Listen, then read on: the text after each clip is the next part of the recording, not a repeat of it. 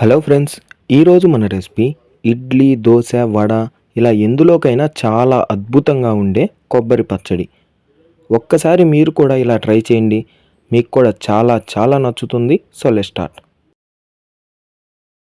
ముందుగా బాండల్లో 6 టేబుల్ స్పూన్ల నూనె పోసి హీట్ చేసుకొని 1 టీ స్పూన్ ఆవాలు, 1 టీ స్పూన్ జీలకర్ర, 2 టేబుల్ స్పూన్ల మినపప్పు, 2 టేబుల్ స్పూన్ల పచ్చెనపప్పు వేసి దోరగా వేపుకొని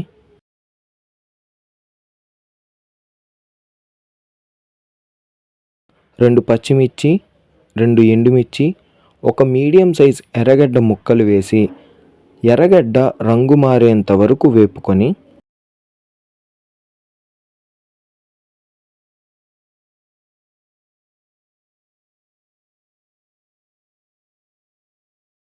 అందులోనే 2 మీడియం సైజ్ టమాటాల ముక్కలు, 1/4 టీ స్పూన్ పసుపు వేసి బాగా కలిపి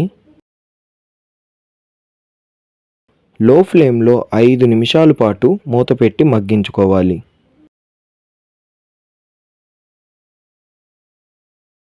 5 నిమిషాల తర్వాత మూత తీసి 10 తెల్లగడ్డపాయలు, 100 గ్రాముల పచ్చి కొబ్బరి తురుము, కొద్దిగా కొత్తిమీర వేసి బాగా కలిపి 5 నిమిషాల పాటు మీడియం ఫ్లేమ్లో వేపుకోవాలి.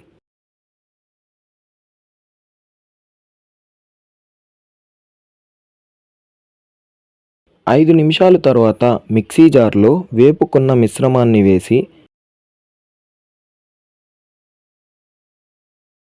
కొద్దిగా చింతపండు, తగినంత ఉప్పు, కొద్దిగా నీళ్లు పోసి మెత్తగా గ్రైండ్ చేసుకోవాలి. ఇంతేనండి. ఇలా గ్రైండ్ చేసుకొని వేడి వేడి ఇడ్లీతో సర్వ్ చేసుకొని తింటుంటే ఎవ్వరికైనా ఇట్టే నచ్చేస్తుంది. మరి ఇంకెందుకు ఆలస్యం?